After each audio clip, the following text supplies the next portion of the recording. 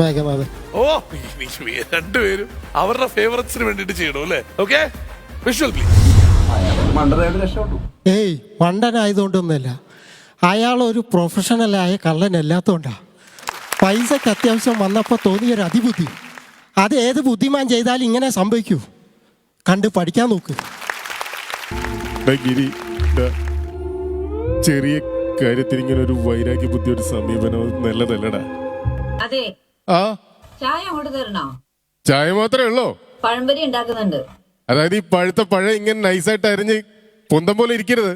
പഴവും കത്തി അവിടെ ഇരിപ്പുണ്ട്. നൈസായിട്ട് വേണ്ടവരെ സ്വന്തം തന്നെ അങ്ങോട്ട് മുറിച്ചാ മതി. കണ്ടില്ലേ, നീർക്കോലി പോലെ ഇരുന്നതാ. ഇപ്പൊ റിട്ടയർമെന്റ് ആയപ്പോ പത്തി പൊങ്ങി. തമാശക്കൊന്ന് ചിരിക്കടാ.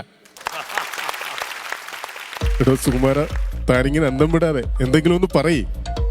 അത് പിന്നെ ഞാനെന്ത് പറയാനാ സാറേ,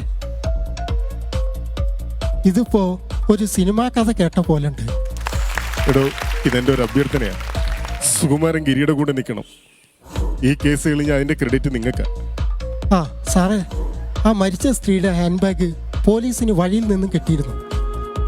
അതിലെന്തോ പൂജയുടെ കാര്യങ്ങൾ എഴുതിയ കടലാസുണ്ടായിരുന്നു. ഗിരി, നീ തന്ന കറുപ്പുദൂരയുടെ നമ്പറിലോ ഫോണിൽ നിന്നല്ല നിനക്ക് ആ വീഡിയോ വന്നിരിക്കുന്നു. പിള്ളാച്ച, ഗിരി ഇവിടെ ഉണ്ടോ? ഇല്ല, ഇന്നിങ്ങോട്ട് വന്നില്ല. ചിലപ്പോ ഡ്യൂട്ടിക്ക് പോയിട്ടുണ്ടാവും. സ്റ്റേഷനുണ്ട്, പിന്നെ ഇവിടെ വന്ന് ചോദിക്കോളൂ. എടാ, നീ അന്തം വിടുകയൊന്നും വേണ്ട. ഞങ്ങളൊരു നല്ല കാര്യം പറയുമെന്നാ. എന്താ സാർ? എടാ, ക്രൈംബ്രാഞ്ചിന്റെ സ്പെഷ്യൽ ഇൻവെസ്റ്റിഗേഷൻ ടീം SIT നിന്നെ അവരെടുത്തിരിക്കുന്നു. ആ, തിരുവനന്തപുരത്താ പോസ്റ്റ്. എന്താ വിശ്വാസമായില്ലേ? ദാ നോക്ക്. രണ്ടുപേരും ഇത് എങ്ങനെ കമ്പൈൻ ചെയ്ത് പഠിച്ചു? അത് സെപ്പറേറ്റ് ആയിട്ട് പഠിച്ചിട്ടാണോ വന്നത് അതോ? പെട്ടെന്ന് തന്നെ പഠിച്ചതാണ്. ആണല്ലേ? ഓ, അസാധ്യമാണ് കേട്ടോ, ഭയങ്കരമായിട്ട്. അത് രണ്ട് ക്യാരക്ടർ റോൾസ്, അതിനകത്ത് മേജർ ക്യാരക്ടർ റോൾസ് ആണ്. ആ ക്യാരക്ടർ റോൾസ് രണ്ടും ഏതാണ്ട് ഫുൾ സീക്വൻസുകൾ എടുത്തു കലക്കിയിരുന്നു. ഡിവിനും ജീവനും ചെയ്തെന്ന് പറഞ്ഞാല് ചലിക്കും.